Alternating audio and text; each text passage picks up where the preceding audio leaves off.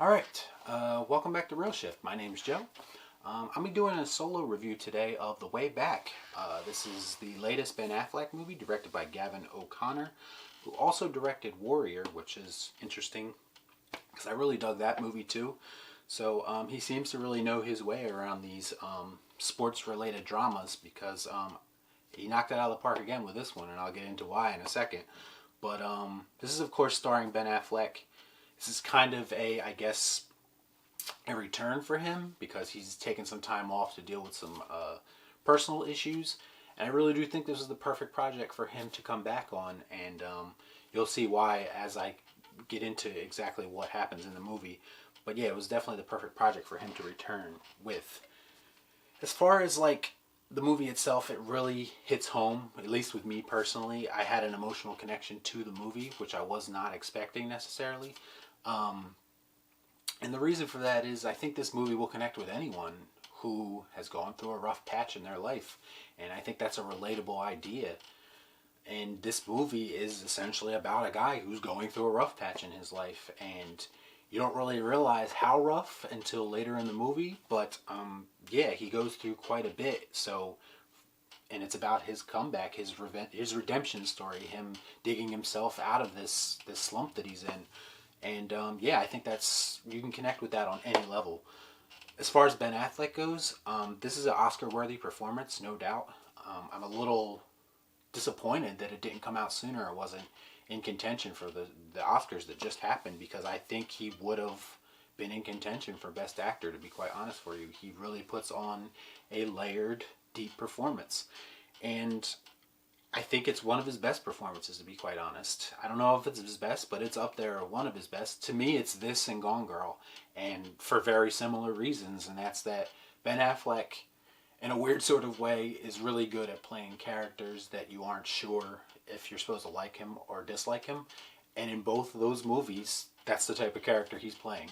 And he does it well. He does it well, to be quite honest. And yeah, he really impressed me with his performance in this. And yeah, I think he should be in consideration even for next year's. I know it's a long way off, but when a performance is good, it's good. And he definitely put in the work in this movie, that's for sure. To me, this is the proper way to do a sports-related movie. I think the best sports movies to me are the ones that delve into the drama, as not just on the field or on the court or whatever, but the drama in the personal life of the main character as well. If you think about stuff like Jerry Maguire, White Man Can't Jump, Rocky, and even Warrior, they delve into the personal stuff as well as the stuff going on in the sports world, and that's really important, I think, to help the viewer, someone like me, relate to these people a little bit more. Especially, for instance, it helps someone to enjoy a movie who might not even enjoy basketball. You know what I'm saying? And that's not easy to do, but if you do it in the right way and you have relatable characters and relatable situations, and you care about the characters and what they're going through, then the basketball aspect of it isn't the only main focus of it. I think that helps you appeal to more people, and that's what this movie does. To be quite honest, when I saw the trailers, I was not excited for this movie at all, because it looked cliche to me. Every actor in the world has done a movie where they play a coach who is, not a very nice person or whatever, or doesn't work well with others, whatever the case may be, and they join up with this team who's a failure, and they all come together and the team gets better. And we've seen it all before. We have. So it's a cliche story in that aspect, but they do it in a way in this movie that just resonated so much more than your average movie that would have that same premise, if that makes sense. I think that speaks a lot to Gavin's ability as a director, to Ben Affleck's performance, which again, his own personal issues in real life, I think were used in his character in this movie, so that's what makes it so real. Because this character that he's playing is going through similar issues. He's going through a marriage that is failing. He's having issues with alcoholism, which Ben did in real life as well. So a lot of the real life stuff he was going through is coming through in the performance, and I think that goes a long way to helping the movie as well. It just feels authentic, I guess you could say. Doesn't feel like he's playing a character. It almost feels like he's playing himself in a weird sort of way. I think typically how these movies would turn out would be, oh, the coach would show up at the end after he's been shunned or whatever, and they'd get back together again and they'd win a championship or something like that. But this movie takes a different approach, and it's really important to note this because I think it's the whole point of the movie is almost carrying on when things don't go the way you expect them to.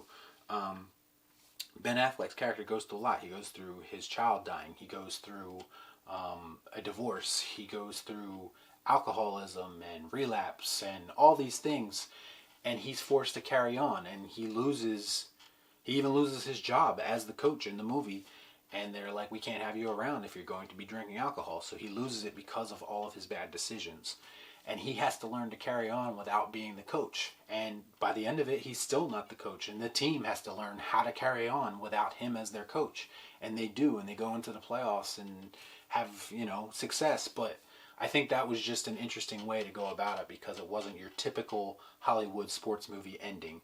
It's both sides finding a way to carry on without the other being a part of the situation, which I think was really cool and really different.